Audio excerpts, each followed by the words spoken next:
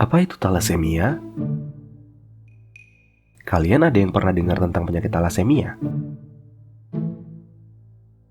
Penyakit ini sebetulnya merupakan penyakit yang terhitung langka.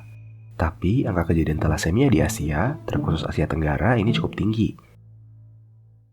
Yakni mencapai 10% dari total kejadian talasemia. Orang-orang yang mengalami talasemia ini membutuhkan pengobatan seumur hidup. Dan mulai pengobatan yang segera juga bisa membantu memperbaiki kualitas hidup mereka. Nah, berhubung hari ini tanggal 8 Mei adalah peringatan Hari Talasemia Sedunia, gue mau ngenalin ke kalian penyakit ini supaya kalian bisa mengenali dan membantu orang-orang dengan talasemia. Talasemia adalah penyakit darah yang melibatkan protein pada sel darah merah yang disebut hemoglobin. Hemoglobin ini merupakan komponen yang sangat penting karena berperan untuk mengikat oksigen pada sel darah merah. Akibat perubahan pada hemoglobin ini, sel darah merah akan lebih sulit mengikat oksigen dan juga menjadi lebih rapuh serta berumur lebih pendek. Sel darah merah yang rapuh akan dihancurkan lebih cepat dalam jumlah banyak, sehingga tubuh penderita talasemia akan mengalami kekurangan darah atau anemia yang sifatnya berat dan akan bertambah berat semakin bertambahnya usia. Selain dari anemia berat, pasien talasemia juga akan mengalami beberapa gejala, antara lain warna kulit yang menguning karena hemoglobin yang dihancurkan akan diubah menjadi bilirubin yang membuat kulit berwarna kuning kalau terlalu banyak jumlahnya dalam darah. Wajah dan tulang akan mengalami perubahan bentuk karena adanya pembentukan sel darah merah menggunakan sumsum tulang. Gangguan pada jantung juga dapat terjadi karena anemia yang berat pada pasien. Kemudian, selain sumsum tulang, hati juga akan mengalami pembesaran karena pembentukan sel darah merah yang menggunakan hati. Limpa juga akan ikut membesar karena adanya penghancuran sel darah merah yang berlebihan. Pembesaran pada limpa ini juga dapat mengakibatkan perasaan yang tidak nyaman pada perut. Kemudian anemia yang terjadi akan mengakibatkan hambatan pada pertumbuhan penderita talasemia karena ada kesulitan untuk mengantarkan oksigen ke seluruh jaringan. Kemudian anemia berat juga dapat mengakibatkan kerusakan pada berbagai organ karena adanya gangguan pada pengantaran oksigen. Kalau gejala-gejala ini ditemukan di anak-anak, tolong segera bawa ke dokter supaya bisa diperiksa lebih lanjut dan segera ditangani. Pengobatan talasemia adalah dengan pemberian transfusi darah secara berkala untuk menggantikan sel darah merah yang banyak dihancurkan.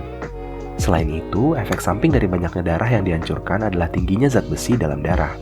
Karena sebetulnya tubuh kita itu sangat sulit untuk membuang zat besi. Jadi, akan diberikan obat untuk membantu eliminasi dari zat besi tersebut dari tubuh. Transfusi darah dan konsumsi obat ini harus dilakukan secara berkala, supaya pasien talasemia bisa menjalani hidup dengan sebaik mungkin. Kita kan udah sering banget ya bahas tentang penyakit dan selalu bahas tentang pencegahan di channel ini. Apakah talasemia ini juga bisa dicegah? Penyakit talasemia ini disebabkan karena adanya kelainan pada gen hemoglobin yang bersifat diturunkan. Cara penurunannya ini bersifat autosomal resesif. Berarti, kalau ada dua orang tua yang membawa gen talasemia, maka ada 25% kemungkinan anaknya menderita talasemia, 50% kemungkinan anaknya membawa gen talasemia, dan 25% anaknya yang tidak menderita talasemia maupun membawa gen talasemia. Sedangkan, kalau hanya ada satu orang tua yang membawa gen talasemia, hanya 25% dari anaknya yang memiliki kemungkinan menjadi pembawa gen talasemia. 75% anaknya memiliki kemungkinan menjadi normal dan tidak menurunkan sifat talasemia, dan juga tidak mengalami penyakit talasemia.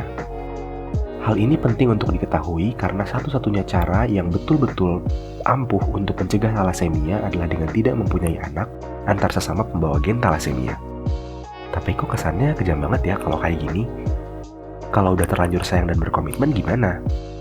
Gini, sebetulnya harus diingat bahwa hal ini bukan sesuatu yang strict banget, tapi harus jadi sesuatu yang dipahami oleh kedua belah pihak sebelum lanjut menikah. Talasemia itu hanya salah satu dari berbagai penyakit genetik yang mungkin diturunkan. Kalau teman-teman berkeputusan untuk tetap lanjut dan menikah terlepas dari risikonya, maka teman-teman harus siap dengan konsekuensinya, yaitu dengan sepenuh hati merawat anak-anak yang nantinya akan kalian miliki terlepas dari kondisi yang mungkin menyertainya. Untuk bisa mengetahui risiko-risiko tersebut, perlu dilakukan pemeriksaan genetik. Sayangnya pemeriksaan ini cukup mahal dan masih belum ditanggung oleh BPJS. Cara lain yang bisa dilakukan untuk segera mengetahui apakah anak menderita talasemia atau tidak adalah dengan melakukan pemeriksaan darah lengkap. Jika dari keluarga salah satu orang tua ada yang diketahui pernah menderita talasemia. Pemeriksaan darah lengkap ini dapat membantu untuk menjaring sejak dini anak-anak yang menderita talasemia agar bisa ditangani segera. Demikian merupakan penjelasan singkat hari ini tentang penyakit talasemia. Semoga bermanfaat. Untuk diingat, video ini cuma gambaran awal, jadi jangan dijadiin satu-satunya acuan. Jangan lupa untuk like dan share ke orang-orang sekitar, supaya info bermanfaatnya nggak cuma berhenti sampai kalian aja. Kalau teman-teman mau dapat info seputar kesehatan lainnya, boleh subscribe dan nyalain lonceng notifikasinya ya. Kalau ada pertanyaan menarik lainnya, boleh tulis di kolom komentar. Terima kasih sudah menyaksikan, sampai jumpa di video selanjutnya.